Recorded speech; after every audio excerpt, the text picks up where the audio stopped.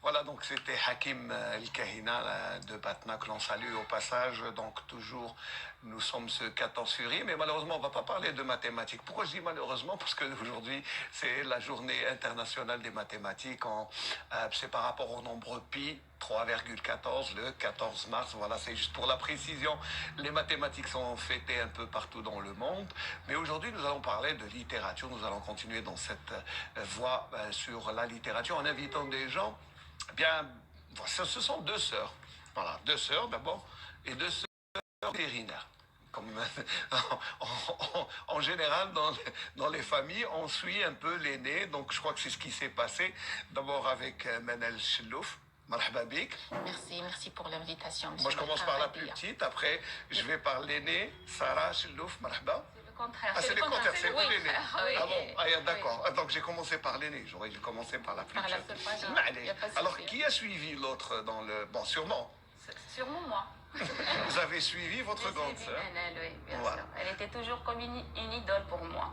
Très bien. Et pourquoi on a choisi le docteur vétérinaire? Je ne sais pas comment c'est une vocation, là. Bon, on était passionnés par les animaux. Par les animaux et par la science. C'est de la médecine vétérinaire.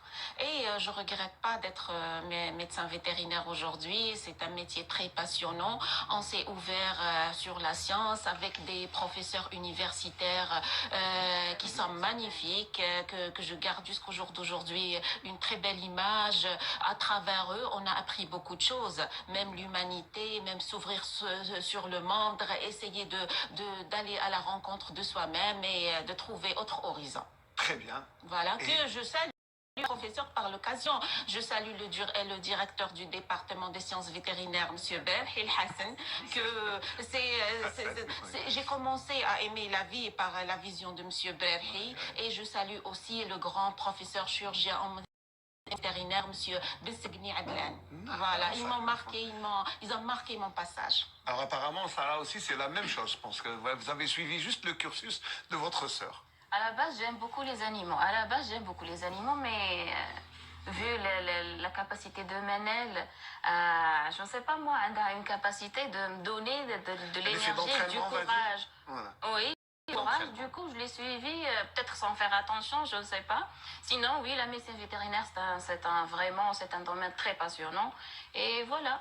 Mais qui a écrit en premier? Parce que toutes les deux, vous avez un livre. D'abord, je vais montrer le livre de Sarah. Je crois que c'est le premier. C'est ça? C'est le premier, oui. Alors, c'est Les nuances de pensée. Oui. C'est un récit, un recueil de poèmes. C'est un recueil de poèmes, voilà. Très bien. Qui décrivent un amalgame d'émotions humaines. Bon, les nuances de mes pensées, à la base, c'est de la poésie lyrique. C'est un mélange entre vers rimés et prose. Lorsque je dis prose, c'est des textes poétiques libres. En arabe, c'est nathar, kama yuqal. Mais c'est écrit en français? C'est écrit en français, bien sûr. Alors pourquoi avoir choisi... C'était une coïncidence. Hein. Au début, je commençais à écrire en arabe. D'ailleurs, le geste d'écrire pour moi, c'est pas nouveau. J'écris depuis longtemps, mais c'était juste pour moi. Mais en réalité, l'histoire a commencé en 2019, lorsque j'ai commencé à publier des poèmes et des petites histoires sur les réseaux sociaux. Et puis, j'étais agréablement surprise par l'accueil, les commentaires positifs.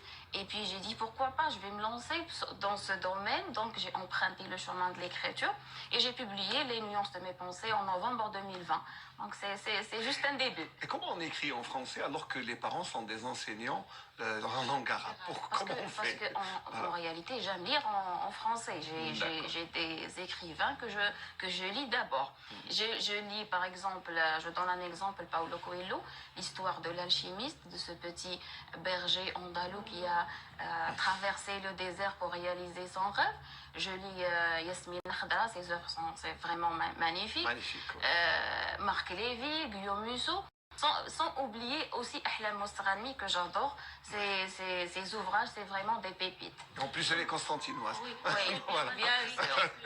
Par rapport à cette maison de littérature arabe, mais il y a une différence, que nos parents, c'était des gens ouverts. Ils n'étaient pas limités par la langue arabe. Au contraire, ils nous ont poussés vers la science, ils nous ont poussés, c'est-à-dire vers d'autres horizons pour connaître tout, c'est-à-dire s'ouvrir sur toutes les cultures. C'était pas des gens en réalité, même eux, ils maîtrisaient le français parlé. Oui, Ils maîtrisaient. c'est le métier seulement qui les a poussés à enseigner la langue arabe. Voilà. Mais ce n'est pas une voie de fermeture, au contraire, c'est une voie d'ouverture. Alors, bon, Sarah a écrit en premier. Vous, c'est bien après. Voilà. Vous avez donc finalement, c'est l'aîné qui suit la cadette. Non, c'est pas ça. Il y a eu une différence aussi par rapport aux maisons d'édition. Moi, j'ai choisi la maison d'édition Numidia en réalité. Sans faire de pub. Sans faire de pub, voilà. Mais ils ont pris beaucoup de temps parce que c'est une maison qui a beaucoup de travail. Donc, il m'a fallu attendre des mois pour. Alors, Manel, vous, c'est autre chose. Oui, c'est d'abord vous raconter dans ce livre qui est Onouel Hayati, l'adresse de ma vie. Oui. Bon, d'abord, vous avez choisi, vous, la langue arabe. Oui. C'est une langue que j'adore. C'est une langue très riche. On peut jouer avec les mots, avec les émotions. Et j'ai toujours adoré la langue arabe.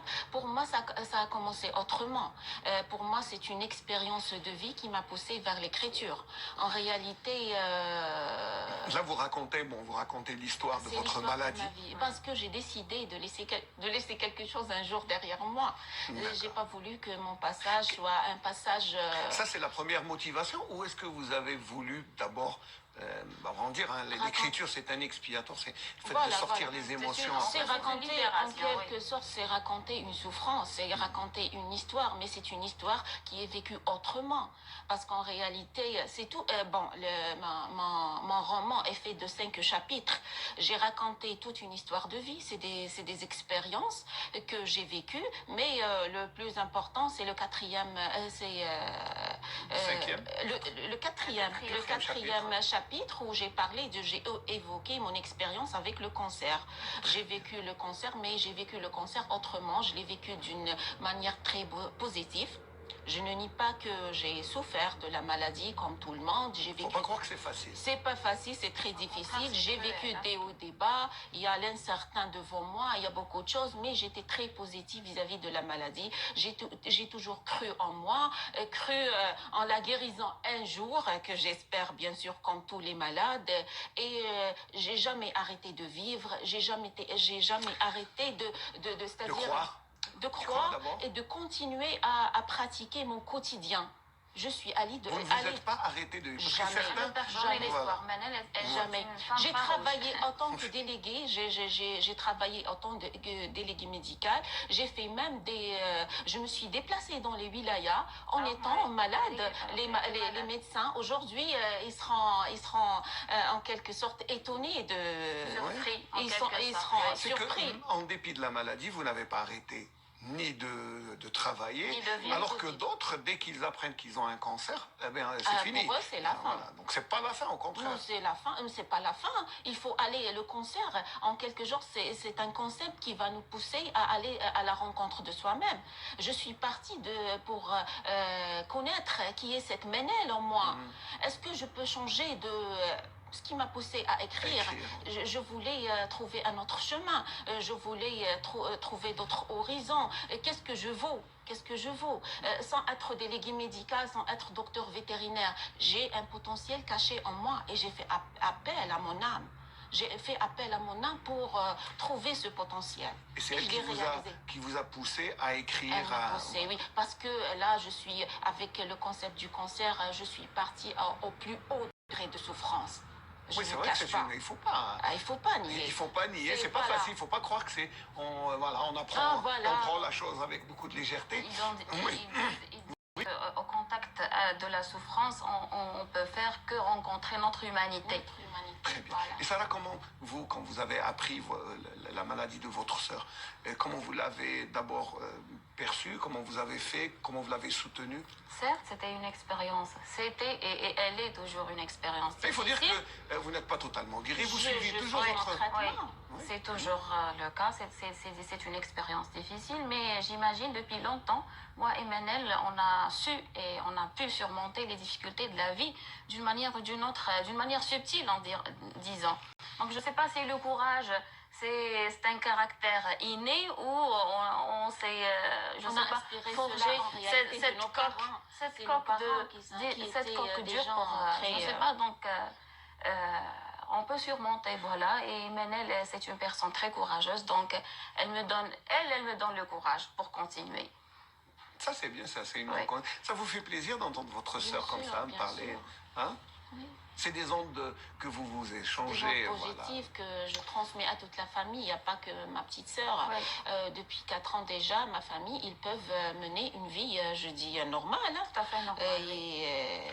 J'ai jamais fait souffrir ma maladie. J'ai jamais fait souffrir ma famille à cause de la maladie. Est-ce que vous en parlez souvent? Non. Lorsqu'il y a une crise. C'est le point positif de Manel. Elle ne parle jamais de la maladie. C'est-à-dire, j'évite de parler tout le temps. Je suis quelqu'un qui ne se plaint pas en réalité tout le temps de ma maladie. Lorsqu'il y a une crise, parce qu'il y a des hauts et des bas dans cette maladie en réalité. On ne peut pas être stable tout le temps. C'est des fluctuations. C'est des fluctuations. Il faut juste apprendre à vivre avec ses hauts et ses bas. Et ma famille, lorsqu'il y a une crise, on m'entoure. Ils sont là, on m'entoure, on me soutient. C'est au bout de quelques jours et je retrouve ma vie et c'est la même chose pour eux. Hein. Je prends pas beaucoup de temps pour aller mieux. C'est comme, moi, je ramène toujours au sport, hein, c'est comme une course où il y a des haies. Voilà. Vous sautez et puis vous continuez. Voilà. Moi, je vais vous offrir une chanson d'une personne aussi qui a surmonté aussi son handicap, qui a surmonté les difficultés de la vie. Il s'agit de Nerimen. D'écouter un peu de musique avant de continuer. Parler de cette expérience dans l'écriture. On parlait, c'est bien, partager si ces problèmes, c'est s'alléger. Est-ce que c'est le but ou vous n'avez pas réfléchi, vous avez commencé à écrire? Bon, j'avais un but, le but plus, c'est un but noble. Bon, je voulais passer aussi des messages. C'est pas pour faire tomber un fardeau ou pour lâcher prise uniquement, mais aussi je voulais passer ces messages. Bon, j'ai vu cette souffrance. Bon, c'est pas que pour parce que mon ouvrage, en quelque sorte, il ne concerne pas les cancéreux seulement. C'est pas pour la catégorie des cancéreux, mais aussi pour tout le monde. C'est humain, c'est pour l'humanité. Toutes les personnes malades. C'est toute une expérience, c'est une expérience de vie. Ça parle du chômage, ça parle de la perte de mes parents parce que donc j'ai vécu toute une vie, je dirais spéciale, difficile en quelque sorte. Et c'est ce qui m'a poussé à vouloir partager. Peut-être que je vais partager cette vision positive que j'aimerais bien transmettre. C'est un message de lumière. Je dis c'est un message de lumière, c'est un message de vie. Voilà. C'est être positif. Voilà. Et ne pas se lamenter sur son sort. Voilà. Mais pour Sarah, c'est autre chose. Quand vous parlez de lumière, c'est les nuances des pensées. Où est-ce que vous allez nous emmener?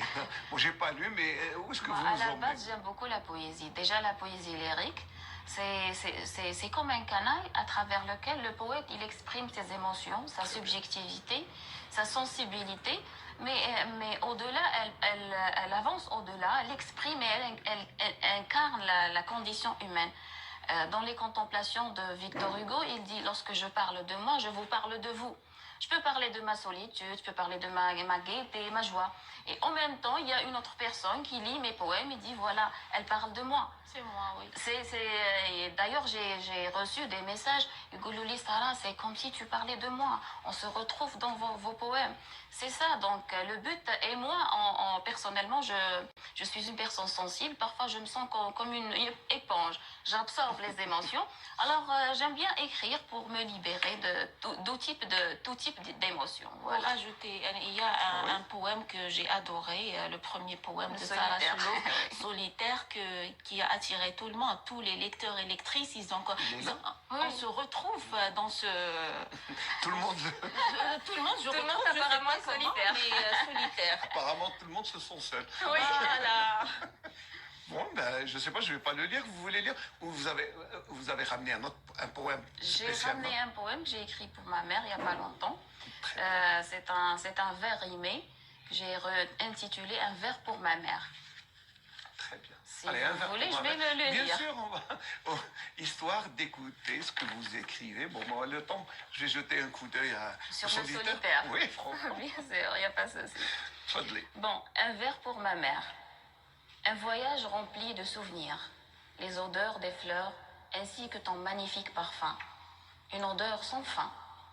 Tes mains, tes paroles et ton esprit fin sont ancrés en moi comme un brin de jasmin. Un long voyage qui a mis fin à mes rêves incertains. Tu es parti soudain et je me suis perdue dans une mer sans fin. Un long voyage dans une forêt terne. Et crois-moi, c'était un chemin bourrelé de chagrin. Mais à la fin, j'ai rencontré mon destin et nous avons parlé de toi et de tes souhaits très anciens. Un long voyage que je continue avec beaucoup de courage. Dans mon cœur, je cache ton image et dans mon âme, je te garde jusqu'à la fin. Un vers pour ma mère. Oui, c'est magnifique. C'est vrai, c'est bien écrit. Et Oui. puis, voilà. Beaucoup d'émotions, Manel. Oui, ça Ne me pleure touche. pas, surtout. Non, écoutez, non, on n'est pas là pour pleurer, au contraire. Non, on est là. On est là pour positiver. Voilà, très bien. Est-ce que vous avez pensé à écrire des poèmes ou est-ce que vous écrivez des poèmes vous-même? Bon, je n'écris pas des poèmes, je lis. Et j'étais toujours influencée depuis que j'étais petite par le poète algérien de la révolution algérienne, Mufti Zakaria.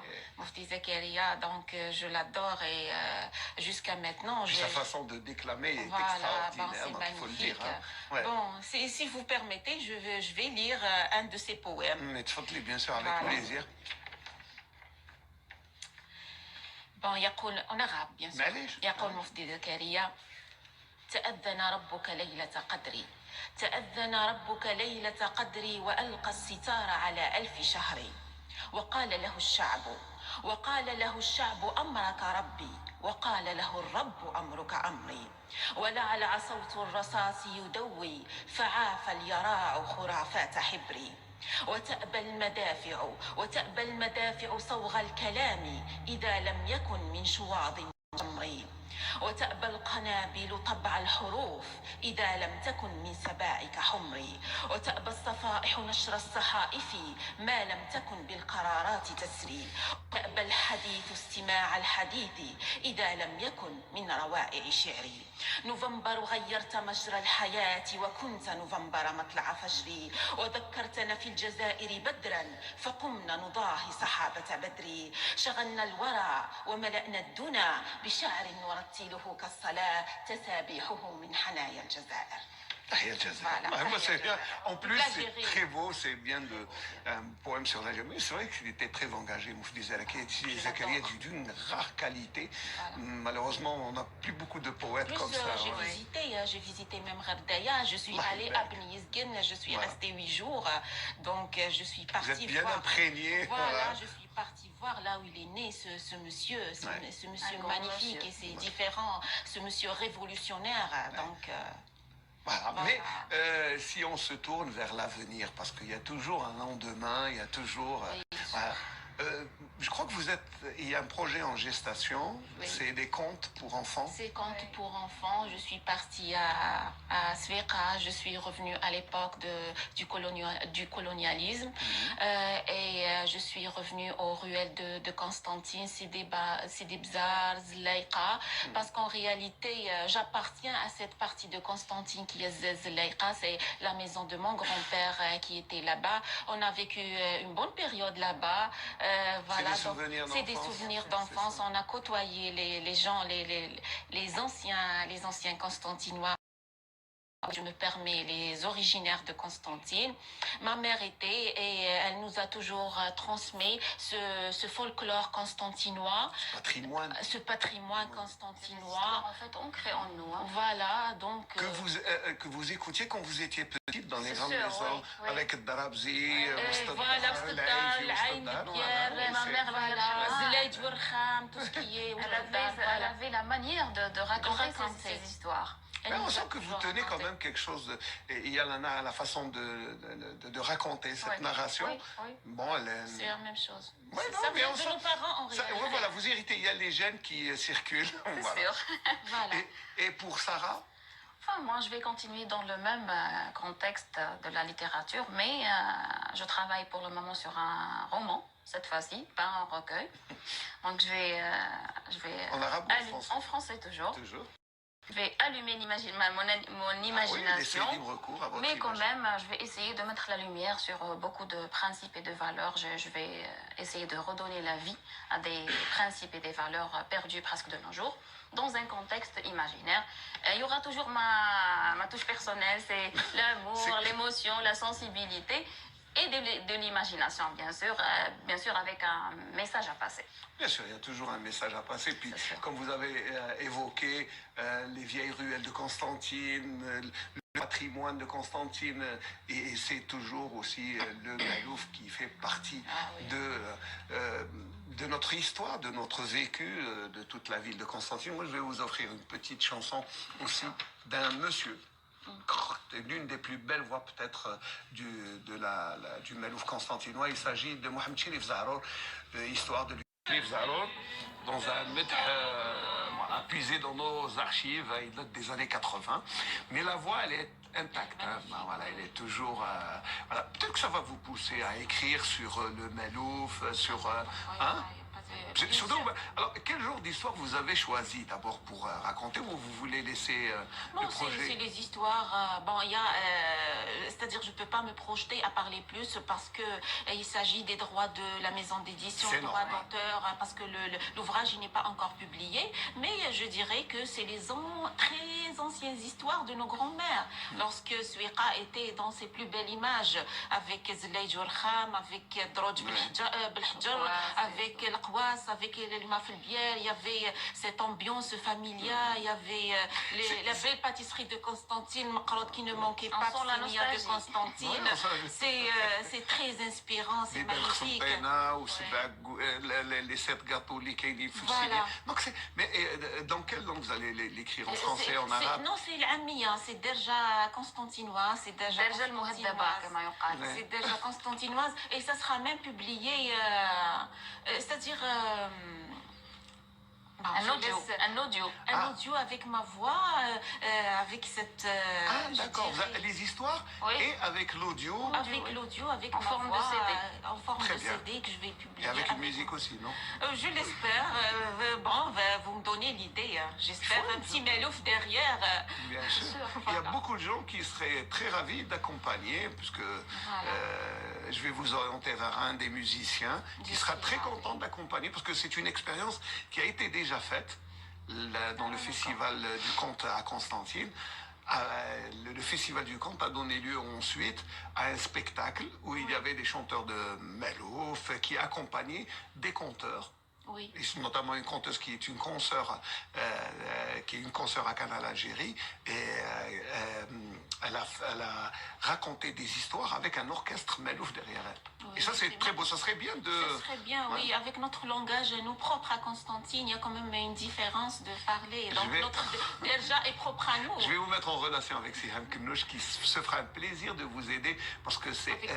elle a aussi un livre sur les prénoms, et elle sera ravie de vous aider, de vous orienter, parce que c'est une expérience.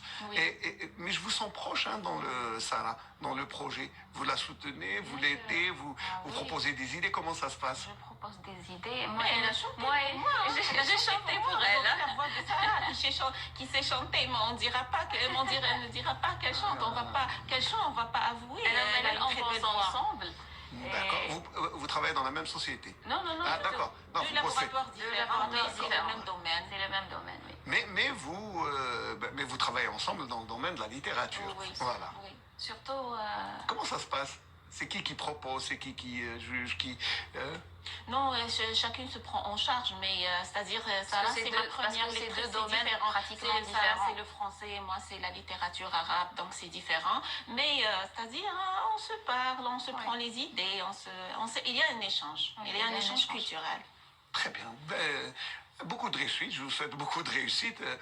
Les nuances de mes pensées, donc on va essayer de remontrer. Puis Unwan Hayati, c'est Riwaya Qasira, donc c'est une petite histoire, c'est une petite Oui, nouvelle, on va dire. C'est ça, hein, Riwaya Qasira. Voilà, je vais vous montrer donc d'abord, c'est les nuances de mes pensées. Entre parenthèses, les nuances de mes pensées est disponible maintenant sur Alger.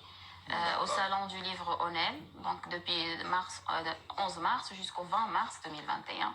Donc, voilà, pour les lecteurs qui veulent. Pour les lecteurs et les amateurs de la poésie, il faut juste visiter le pavillon B56. Très bien. On fait de la publicité, c'est pas grave.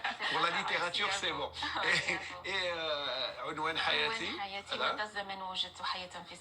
Disponible aussi au niveau des librairies Numidia et autres, parce qu'il y aura une distribution nationale et au salon du livre. En attendant une plus large diffusion. Voilà. Et vous arrivez quand même à continuer à travailler en tant que délégué médical. Ça là, vous trouvez ça? Moi, j'ai arrêté parce que j'ai décidé de changer de volet complètement.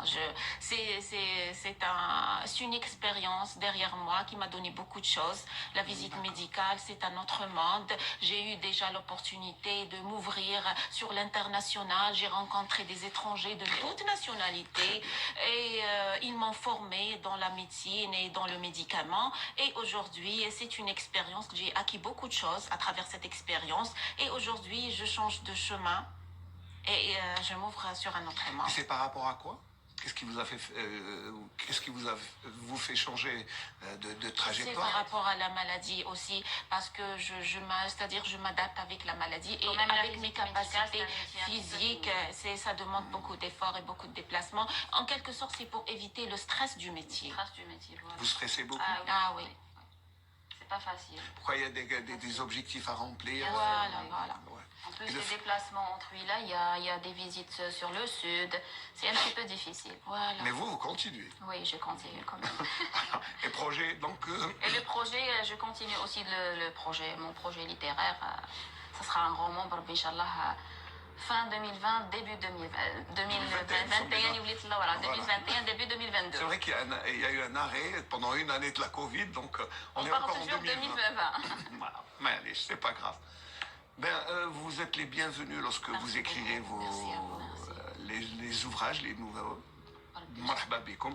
J'aimerais bien aussi lire les petites histoires Inch'Allah, très prochainement, j'espère. Puis les écouter. Les écouter, bien sûr. Et j'espère que ça va toucher, c'est-à-dire les gens responsables de la culture. J'espère que développer ce patrimoine qui sera plus entendu, plus pris en considération, surtout par les gens du cinéma, pourquoi pas, J'espère. Pour les enfants. On dit dans le monde du cinéma et du théâtre, il y a un manque d'auteurs. Il n'y a pas assez d'écrivains pour cela qu'on est servi. Bon, je vais donner quand même... voilà. Même si le cinéma et le théâtre, c'est une écriture spécifique. Oui. Il faut juste aller faire connaissance avec les techniques. Oui. Voilà. Alors, très heureux de vous avoir reçu. Voilà, le plaisir. Peut-être un petit coucou avant si vous avez des salutations à faire, avant de nous quitter, parce qu'on arrive en fin d'émission. Un dernier mot. Je salue ma famille, mon frère Imed et mes deux sœurs Imen et Delal. Et voilà. Merci pour l'invitation. Je suis très heureuse d'être parmi vous aujourd'hui. Le plaisir est pour moi. Et à travers votre mission, je vous dis bien sûr merci pour l'invitation. Je suis très contente d'être parmi vous et voilà. Et aussi un petit coucou aussi pour ma famille, mon frère et sœur. Je fais un petit coucou parce que j'ai quand même lancé un groupe Facebook Lueur d'espoir. Un petit coucou pour les adhérents et adhérentes du groupe parce qu'ils sont très spéciaux, magnifiques. Et voilà. Merci beaucoup, les deux sœurs Chellouf, Sarah et Manel. Mina plutôt. Mina, allez, on va dire Mina. Merci beaucoup. Merci beaucoup. Je vous rappelle que les deux livres sont en vente. Merci d'avoir répondu à cette invitation. Et puis j'ai eu beaucoup de plaisir à vous recevoir aujourd'hui, tout comme j'ai eu beaucoup de plaisir à travailler avec toute l'équipe depuis tôt le matin à partir de la station régionale de Constantine. Les salutations au réalisateur